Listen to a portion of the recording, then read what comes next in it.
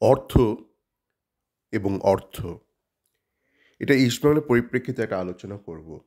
বেশ কিছু বিষয় ধরার চেষ্টা করব যেখানে অর্থ জড়িয়ে এবং যেখানে বিভিন্ন কর্মকাণ্ডের মধ্যে আমি কোনো অর্থ খুঁজে পাচ্ছি না। এখন এই মুহূর্তে আপনারা দেখবেন ইস্টবেঙ্গল ফ্যানরা বেজায় বিচলিত বা বেজায় তাদের কৌতূহল যে কাদের কাদের সই করানো হচ্ছে এই মুহূর্তে। তার চেয়েও একটা বেশি একটা আফসোস রয়েছে, প্রশ্ন রয়েছে কেন ক্লেটন সিলভাকে সই করানো হলো? এখন ক্লেটন সিলভাকে কেন সই করানো হলো? এই প্রশ্নটা কিন্তু আমি ১ বছর আগে করেছিলাম। আপনারা যে এই মুহূর্তে এই প্রশ্নটা করছেন, তার ভিত্তি কি? তার ভিত্তি হলো এই ২০২৩-২৪ মরশুমে ক্লেটন সিলভা বেশ বাজে পারফর্ম করেছে। কিন্তু এই প্রশ্নটা এই মরশুম শেষ হওয়ার আগেই হয়তো করা উচিত ছিল আপনাদের। করেননি। আমি যেখানে লেখালেখি করি, যেই টুইটার ফোরামে, সেখানে কিন্তু এই মরশুমের আগেই বলেছিলাম ক্লেটনকে নেওয়াটা ঠিক নয় বা ঠিক হচ্ছে না। এবং আরও কিছু মানে অল্প বিস্তর কিছু ফ্যান, তার মধ্যে আমার এক পরিচিত ফ্যান আছে যে বেশ লেখালেখি করে, সেই ইউএসএতে থাকে। নিজের কাজকর্মের মধ্যেও সময় দেয় ইস্টবেঙ্গলের সম্পর্কে আলোচনা করার জন্য। আমিও যেমন দিই। খুব বেশি যে সময় লাগে তাও নয়। কেননা ইদার আপনি এই জিনিসগুলো জানেন, বোঝেন বা জানেন, বোঝেন না। সারাদিন হাউ, হাউ করেন। তো আমি কিন্তু ১ বছর আগেই বলেছিলাম।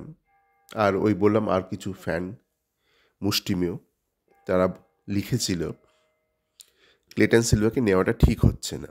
তো এখন আবার কেন ক্লেটন সিলভাকে নেওয়া হচ্ছে জানি না। বা নেওয়া হয়েছে রাদার। কেউ, কেউ বলছে যে এটা নাকি কোচ কুয়াদ্রাত চেয়েছে। তা আমার প্রশ্ন এখানে, কুয়াদ্রাত কি নিতুদের অ্যাপয়েন্ট করেছে না নিতুরা বা ইমামি লোকজনরা কুয়াদ্রাতকে অ্যাপয়েন্ট করেছে? মানে কে কাকে অ্যাপয়েন্ট করেছে? ব্যাপারটা অনেকটা ওরকম যে যখন প্রশান্ত কিশোর আইপ্যাকের সঙ্গে জড়িয়েছিল, যে প্রশান্ত কিশোর কিছু বলল আর মমতা অভিষেক সেটা মেনে নিল। তা নয়, আপনারা দেখবেন আইপ্যাকের যে ইন্টারভিউগুলো হয় বা আইপ্যাকের এক্স আইপ্যাক এমপ্লয়ীদের যে ইন্টারভিউগুলো হয়, সেখানে তারা বলে যে as a political analyst company ওরা কিছু কিছু রিপোর্ট মানে গ্রাউন্ড রিপোর্ট কিছু কিছু প্রপোজাল দেয় তৃণমূল কংগ্রেসের শীর্ষ নেতৃত্বকে। তারপর শীর্ষ নেতৃত্ব ঠিক করে সেগুলো গ্রহণ করবে কি করবে না। এবং এইটা যেহেতু তৃণমূল কংগ্রেসের ক্ষেত্রে এই ডকুমেন্টারিগুলোতে দেখা গেছে, আমি সেটা বললাম, এটা কিন্তু যে সমস্ত পলিটিক্যাল পার্টি এই ধরনের কনসালটেন্সিকে ব্যবহার করে তার প্রত্যেকের ক্ষেত্রেই প্রযোজ্য। তো সেরকমই আপনার যে কোচ কোয়াদ্রাত, প্রথমত তার কোনো ব্যক্তিগত অভিজ্ঞতা নেই দেশের বাইরে। সে একজন স্প্যানিশ ব্যক্তি, ৫৫ বছর বয়স। একদিনের জন্য তাকে ভারতের বাইরে কেউ কোচ করেনি। না হেড কোচ করেছে সিনিয়র টিমে, না ডেভেলপমেন্টে। তাকে ধরে নিয়ে চলে এসছে ৫৫ বছর বয়স্ক একজন অনভিজ্ঞ কোচকে। যাকে তো এমন একটা ব্যক্তি, সে এটা সেটা দাবি করতেই পারে নিজের অস্তিত্বের জন্য। মানে ক্লেটন থাকলে তার পিঠটা চুলকে দেবে। কিন্তু ক্লাবে যারা লিডারশিপে রয়েছে, সে ইনভেস্টরের তরফে হোক, ক্লাবের তরফে হোক, তারা কোথায়? তারা কেন পাল্টা চ্যালেঞ্জ করেনি কোয়াদ্রাতকে? মানে লিডারশিপের কাজ তো চাপরাশিগিরি করা না যে কোচ যা বলবে সেটা মানে জাস্ট মেনে নেবে। তো সেখানেই হলো মুশকিলটা। তো এখানে আমি কোনো অর্থ খুঁজে পেলাম না মানে ক্লেটনকে রেখে দেওয়ার পেছনে। আপনার যদি অঢেল অর্থও থাকে, মানে আপনার যদি অফুরন্ত বাজেট থাকে, তাহলেও কি একটা টাকাও ফালতু ব্যয় করা উচিত? জানি না কেন এই কাজটা করলো। এবং একটা জিনিস ভেবে অবাক লাগে যে আপনারা অনেকেই তো নিতুদের গালমন্দ করেন। আমি সেদিকে যাচ্ছি না। অনেকে যারা বলেন কর্পোরেট, হেই সেই, বিজনেস লিডার, তো এরকম তো একজন আমাদের আছে ওই রাহুল টোডি। তো উনি দেখলাম যে উইন্টার ট্রান্সফার উইন্ডোর আগে অনেক কথা বললেন যে এই টিমে একটা নাম্বার 9 হলেই সেট হয়ে যাবে একটা অ্যাটাকিং মিডিও। মানে ওটা বললেন, শুনে বেশ ভালো লাগলো। কিন্তু আমি যেটা করি, আমি যাদেরকে চিনি না, জানি না, আ তাদেরকে শুরুতে বিশ্বাস করি না। আমি তাদেরকে একটা নিউট্রাল পজিশনে রাখি ব্যক্তিগত স্তরে। তারপর দেখি তাদের কর্মকাণ্ড কী। সেখান থেকেই তাদের একটা ক্রেডিট স্কোর দিই, মানে ক্রেডিবিলিটি স্কোর রাদার। যেটা ইউএসএতে হয়, ইউএস মডেল। যে আপনি কিভাবে ব্যবহার করছেন আপনার আ আর্থিক যে মানে লেনদেন, সেখান থেকে আপনার একটা ক্রেডিবিলিটি স্কোর বা ক্রেডিট স্কোর তৈরি হয়। তো দেখলাম ফাইনালি কী হলো, একটা চূড়ান্ত আনফিট একটা স্ট্রাইকারকে আনা হলো, ফোর্বসকে। ফোর্বস হয়তো পেডিগ্রি ভালো, কিন্তু চূড়ান্ত আনফিট। তেমন একটা ভিক্টরকে আনা হলো, মানে প্রায় কেউ একজন শ্মশানে ঢুকতে চলেছে, তাকে সেই অবস্থায় নিয়ে আসা হলো। একই ব্যাপার, দুজনেই পেডিগ্রি ভালো কিন্তু চূড়ান্ত আনফিট। এখন আপনি ধরুন কিশোর কুমারের লাশ নিয়ে এলেন, সে লাশ তো গাইবে না, কি মান্নাদের ডেড বডি নিয়ে এলেন, তারা তো গাইবে না। তো ওরকমই মানে দারুণ দুটো ফুটবলারের প্রায় একটা লাশ নিয়ে এলো, মানে লাশ ঘর থেকে দুটো লাশকে টেনে নিয়ে এলো। এই ফাইনালি কাজটা করলো। সেটা নিতু করলো না টোডি করলো না ইমামি করলো জানি না, যারাই করেছে খুব বাজে কাজ করেছে। এবার যেটা বলা যায় যে অর্থ, দেখুন সুপার জায়েন্টে প্রচুর অর্থ আছে, কিন্তু আপনাকে টেক্কা দিতে গেলে একটা ন্যূনতম একটা অর্থ তো আপনার লাগবেই। কিন্তু তার মানে কি একদম সমান সমান অর্থ লাগবে? না, তা লাগবে না। যদি আপনার মধ্যে বুদ্ধি থাকে, মেধা থাকে। দুর্ভাগ্যক্রমে ইস্টবেঙ্গলে যারা ক্লাব লিডারশিপে রয়েছে, তাদের মেধা চূড়ান্ত কম, এবং সেই মেধা কমের জন্যই বছরের পর বছর ইস্টবেঙ্গল কিন্তু ন্যাশনাল লিগে গিয়ে মুখ থুবড়ে পড়েছে। ওই লাস্ট যখন ভালো রেজাল্ট করতো তখন ভৌমিকের জন্য করতো। ভৌমিকের মেধাটা যখন সরে গেল ইস্টবেঙ্গলের কাছ থেকে, তখনই এই সমস্যাটা হলো। মানে স্ট্রাইকার আনতো না বছরের পর বছর, লাস্ট মুহূর্তে গিয়ে মুখ থুবড়ে পড়তো। যা হয় স্ট্রাইকার না হলে, বা এক পজিশনে একাধিক প্লেয়ার আনতো, ধরুন উইং আপে একাধিক পজিশন এনেছে, কোনো স্ট্রাইকার নেই। এই ধরনের ভুলভাল কাজ করে গেছে। আর ফ্যানরা, তারাও তো চূড়ান্ত মূর্খ, তারাও তো সমাজে রয়েছে। ম্যাক্সিমাম ফ্যান ইস্টবেঙ্গলে মূর্খ, যেটা ফ্যাক্ট। সেটা আপনি এই মুহূর্তে সমাজ দেখলেই বুঝতে পারবেন। যেই সব ভিত্তিতে ধরুন আপনার ভোট হয়, যেসব ভোটের ইস্যুগুলো যেগুলো হচ্ছে, সেগুলো দেখলে বুঝতে পারবেন কে কোথায় কত চুরি করেছে, কে কোথায় কত কেচ্ছা করেছে। উন্নয়ন নিয়ে কোনো কথাবার্তা নেই। তো সেখান থেকে বোঝা যায় একটা সমাজ কোন দিকে এগিয়ে চলেছে। মানে আপনি একটা ভোটে যেসব পলিটিক্যাল পার্টিরা লড়ছে, তাদের এজেন্ডা বা তাদের ভোট চাওয়ার যে স্টোরি লাইন, সেখান থেকে বুঝতে পারবেন একটা সমাজ কোন দিকে রয়েছে। যেটা অনেকে এখন বলছেও, অনেক যারা ক্যান্ডিডেট, যে আমরা কী নিয়ে যাচ্ছি সমাজের কাছে যখন আমরা ভোট চাইছি। এ বলছে এ এত চুরি করেছে, ও অত চুরি করেছে, এ বিভাজন করছে, ও এই করছে। তো এটা কিন্তু আপনার ওই ইস্টবেঙ্গল ফ্যান বেসের মধ্যেও বর্তমান, কারণ একই পপুলেশন। এমন তো নয় যে ইস্টবেঙ্গলের যারা ফ্যান বেস তারা আবার ভোটার নয়, একই লোক।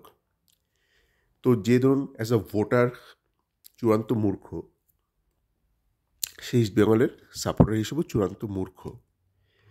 তো এই ইস্টবেঙ্গলের ফ্যানদের কাছে আপনি বেশি কিছু প্রত্যাশা করবেন না, এবং আপনারা দেখতেও পারবেন যে ফ্যানদের এখন আগ্রহ কোন পোর্টাল, কোন ব্যক্তি, কোন জার্নালিস্ট কত তাড়াতাড়ি কোনো ট্রান্সফার নিউজ লিক করছে।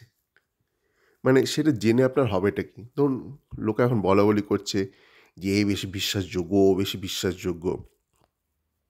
কী ব্যাপারে বিশ্বাসযোগ্য?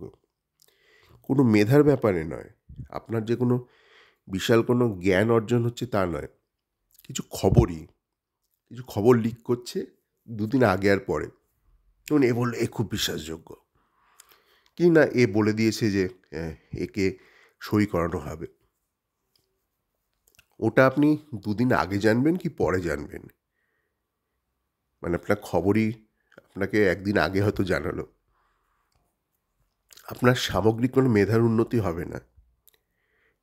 আপনি একদিন আগে না জানলেও একদিন পরে ওটা জেনেই যাবেন। কিন্তু এরা কেউই আপনাকে শেখায় না কী করে আপনি প্রশ্ন করবেন, কী করে আপনি কোনো বিষয় নিয়ে আলোচনা করবেন। এই যে ধরুন অর্থ, যেটা বললাম যে একটু কাছাকাছি যদি আপনার বাজেট থাকে, মানে একদম তলানি বাজেট থাকলে তো মুশকিল। কিন্তু ইস্ট বেঙ্গলের ধরুন একটা আশা করছি একটা মোটামুটি একটা বাজেট থাকবে। সেই বাজেট নিয়ে আপনি অবশ্যই টেক্কা দিতে পারবেন সুপার জায়ান্টকে, যদি আপনি তার মধ্যে মেধা মেশান। দেখুন সুপার জায়ান্টের লিডারশিপে কারা রয়েছে? কিছু মারোয়ারি ব্যক্তি রয়েছে। মারোয়ারিরা অবশ্যই বুদ্ধিমান। আপনারা দেখবেন এই গর্গ বিভিন্ন ভিডিও এখন ছাড়ছে বাজারে, ওই বাংলা পক্ষ। দেখছিলাম কিছু ভিডিও, খারাপ লাগছিল। একটা কি মার্লিন বলে একটা হাউজিং গ্রুপ, একটা শ্যাম একটা স্টিল কোম্পানি, তারা কিছু অ্যাড বার করেছে কলকাতার জন্য, এবং সেখানে খোলাখুলি বলছে যে অবাঙালি লোক লাগবে, যেটা ইল্লিগাল একটা কাজকর্ম। তো এই তো এদের মেধা। সে বিদেশেও যে হয় না তা নয়, রেসিজম সব জায়গাতেই হয়, কিন্তু খুল্লাম এরকম হয় না। তো যারা এরকম খুল্লাম করে তারা বুদ্ধিমান, কিন্তু দারুণ বুদ্ধিমান বলা যায় না। নয়তো এই ধরনের কাজকর্ম করেনি, যে ধরুন মার্লিন গ্রুপ একটা ন্যাক্কারজনক কাজ করলো, বা শ্যাম স্টিল ওপেনলি বলছে অবাঙালি হতে হবে কলকাতা পজিশনে চাকরির জন্য। তো ওই ধাঁচেরই কিছু লোক এদের সুপার জায়েন্টের মালিক এই মুহূর্তে। তাদের টাকা আছে, কিন্তু একজনের দুর্দান্ত মেধা বলা যায় না, নয়তো সে বাংলার মধ্যে আবদ্ধ থাকতো না। দেশেও তার ব্যবসা যে খুব একটা ছড়িয়েছে তাও নয়, বিদেশে বাদই দিন। একটা সার্টেন লেভেল অফ অ্যাগ্রেশন তো আছে এদের মধ্যে, কিন্তু একদম এক্সেলেন্স লেভেল অফ ইন্টেলেক্ট নেই। তো সেখানে আপনার কাছে একটা স্কোপ রয়েছে। মানে এই ধরনের এইসব, এই যে সুপার জায়েন্টের যারা মালিক, তাদের ইন্টেলেক্ট কিন্তু আপনার রবীন্দ্রনাথ, নজরুল, মানিক, বঙ্কিম এদের লেভেলের নয়। তো সেখানে আপনার কাছে একটা স্কোপ রয়েছে। এই ছোটো ছোটো উদাহরণ দিই, নয়তো একটু বেশি তাত্ত্বিক আলোচনা হয়ে যাচ্ছে। যেমন ধরুন একটা সিডিএম পজিশন, তো সিডিএমে আপনার নাম্বার ওয়ান চয়েস সৌভিক। যে যাই বলুক, সৌভিক এই মুহূর্তে কিন্তু আপনার নাম্বার ওয়ান। তা আপনার প্রবলেম কী ছিল? আগের মরশুমে আপনার কাছে কোনো ব্যাকআপ ছিল না। তো ব্যাকআপ হিসেবে আইডিয়ালি আপনি চাইবেন না যে আরও একটা, মানে এমন একজন কাউকে আনা হোক যে সৌভিককে সরিয়ে দেবে। কেন? সৌভিক আপনার ঠিকই আছে, সৌভিকটা আপনার প্রবলেম নয়। সৌভিকের রিপ্লেসমেন্ট না থাকাটা আপনার প্রবলেম। আপনি একটা সলিউশন আনতে গিয়ে আপনি একটা নতুন প্রবলেম ক্রিয়েট করবেন না। এটা রিস্ক, মানে আপনার বিজনেস রিস্ক বা যে কোনো প্রোডাক্ট রিস্কের একটা বেসিক কনসেপ্ট, যে আপনি একটা রিস্ক কন্ট্রোল করতে গিয়ে আর একটা রিস্ক কিন্তু ক্রিয়েট করে ফেলতে পারেন। তো আপনার লাগবে কি? সৌভিকের বদলি, সৌভিককে বদল করা নয়। You have much bigger problems than that. Souvik কি সর্বশ্রেষ্ঠ তা নয়, কিন্তু Souvik is not your problem at this point of time, or in the previous season, or ongoing season, correct, to be technically correct. তো সেক্ষেত্রে আপনার ব্যাকআপ হিসেবে জিকসন সিংকে ঠিক, মানে নট অ্যান আইডিয়াল ক্যান্ডিডেট। কেন? জিকসন সিং সৌভিক সমগোত্রী অনেকটা। তো সেইভাবে আপনাকে কিন্তু ব্যয়টা করতে হবে। আর যেটা বললাম যে একটা বেসিক গলদ যেটা করেই ফেলেছে ইস্টবেঙ্গল, বহু আগে বলেছি যে ইস্টবেঙ্গল কিন্তু একদম টপ ক্লাস প্রচুর যে ন্যাশনাল টিমের প্লেয়ার পাবে তা নয়। কিছুটা আনকোরা, কিছুটা আনপ্রিপেয়ার্ড ছেলেপিলে পাবে। তো তাদেরকে গ্রুম করার জন্য যে একটা ডেভেলপমেন্টে এক্সপিরিয়েন্সড কোচ দরকার ছিল, সেটা ইস্টবেঙ্গলের কাছে নেই।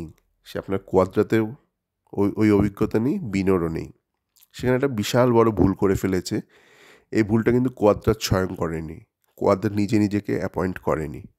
এই ভুলটা করেছে নিতু করেছে, এবং ইমামির লোকজন করেছে, যারা এই ডিসিশনটার সাথে জড়িত, তারা করেছে এই ভুলটা।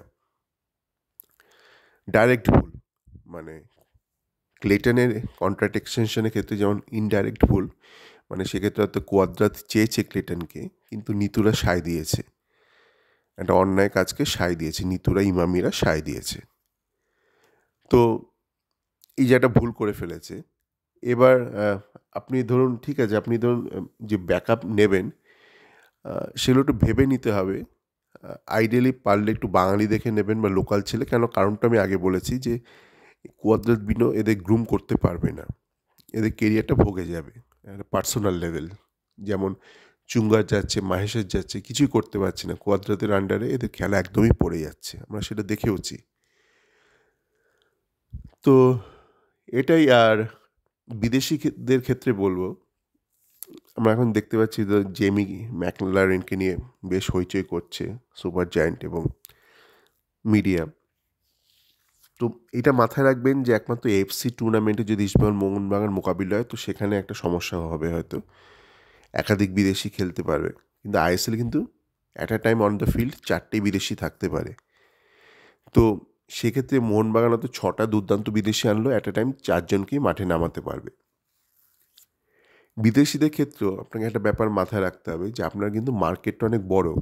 যেমন এই হিজাজি মাহের বা মাদি তালাল, এরা গত বছরের অন্যতম ভালো পারফর্মার বিদেশিদের মধ্যে যারা আইএসএলে খেলেছে।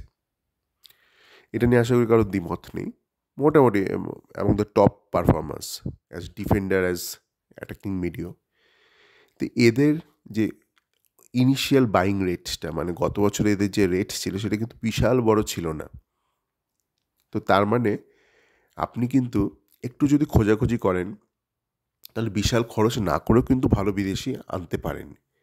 আর এই যে বলে না, এই নিতুরা বলে বা ক্লাব লিডারশিপের লোকরা বলে যে আমাদের আইএসএল প্রমাণিত বিদেশি চাই, এখানেও কিন্তু একটা আত্মবিশ্বাসের অভাব আছে, জ্ঞানের অভাব আছে, একটা মেধার চূড়ান্ত অভাব আছে। কেন আইএসএল প্রমাণিত লাগবে? তার কারণ এরা নিজেদের পিঠ বাঁচাতে চায়। মানে এরা একটু যে খোঁজ করে একটা ভালো বিদেশিকে আনবে যে ক্লিক করবে বা ভালো পারফর্ম করবে, সেই আত্মবিশ্বাসটুকু নেই এদের মধ্যে। তাই আইএসএল প্রমাণিত। তো আপনার কাছে পয়সাও নেই, আত্মবিশ্বাসও নেই, জ্ঞানও নেই, তারা তো মহা মুশকিল। আপনি তো জীবনের প্রতিপদে লাথি খাবেন জীবনের কাছে। তো এই ব্যাপারে এটা কিন্তু আপনার হাতে। ধরুন আপনার ইনভেস্টর আপনাকে প্রচুর টাকা দিচ্ছে না, কিন্তু আপনার মধ্যে জ্ঞানটা নেই, আত্মবিশ্বাস নেই, সততা নেই, তাহলে খুব মুশকিল কিন্তু জীবনে। আর আরও একটা ব্যাপার বলবো, ওই কলকাতা ফুটবল লিগ, আরএফডিএল, এগুলো নিয়ে ঠিক কী করবে এখনও বুঝে উঠতে পারছে না নিতুরা। তার কারণ ইস্টবেঙ্গল ডেভেলপমেন্ট সেই অর্থে অতীতে কোনো দিন করেনি। ওই মাঝে মধ্যে ধরুন একটা শ্যাম থাপা চলে এলো অল্প বয়সী, কি একটা বাইচুং চলে এলো, কিন্তু অর্গানাইজড ওয়েতে কখনো করেনি। তাই আরএফডিএলের যে ম্যাচগুলো হয় সেগুলো নিয়ে ঠিক খায় না মাখবে কিছুই বুঝতে পারছে না। ওটা কিন্তু একটা ডেভেলপমেন্ট লিগ। তো ডেভেলপমেন্ট লিগটাকে আপনি পুরোটাই নষ্ট করছেন। মানে আপনি বিষ্ণুকে আইএসএলে খেলাচ্ছেন উইং হাফ হিসেবে, আর আরএফডিএলে ম্যাচ জেতানোর জন্য নামিয়ে দিচ্ছেন স্ট্রাইকার হিসেবে। তো লাভটা কী হচ্ছে? বিষ্ণু যদি আরএফডিএল বা নেক্সট জেন কাপে যদি হাইয়েস্ট স্কোরারও হয়ে যায় as a striker, you get nothing out of it. আপনি তো ওদেরকে ব্যবহার করতে পারবেন না, মানে বিষ্ণুকে স্ট্রাইকার হিসেবে আইএসএলে। তো একই ব্যাপার গোলকিপার গত বছরও দেখলাম খড়বোকায় আদিত্য পাত্রকে নামিয়ে দিচ্ছে ক্যালকাটা ফুটবল লিগে। লাভটা কী হলো? আপনি তো জানেন যে আদিত্য পাত্র কোনোদিনই আইএসএলে খেলতে পারবে না ওই উচ্চতা নিয়ে। তো সেখানে আপনি তো কামালজিৎকেও খেলাতে পারতেন ক্যালকাটা ফুটবল লিগ। অন্তত ও তৈরি থাকতো, অন্তত শেষ ম্যাচটাতেও যখন ওকে দরকার লাগলো খেলতে পারতো। তো এদের যেহেতু অভিজ্ঞতাটা নেই এই আরএফডিএলের বা ডেভেলপমেন্ট, একটা সিস্টেমেটিক ডেভেলপমেন্ট, তো চূড়ান্ত ধ্যারাচ্ছে। তো এই ব্যাপারগুলো কিন্তু নিজেদের হাতে, মানে জ্ঞানটা, মানে অর্থ একটা ব্যাপার, কিন্তু আপনি যে কাজকর্মগুলো করছেন তার মধ্যে আমি কোনো অর্থ খুঁজে পাচ্ছি না। তো কাজকর্মগুলো কিন্তু একটু, তার জন্য একটু প্রিপারেশনের দরকার, নিজেদের একটু শিক্ষার দরকার। তো এই বলার ছিল অর্থ এবং আরও অর্থ। ভালো থাকবেন সকলে।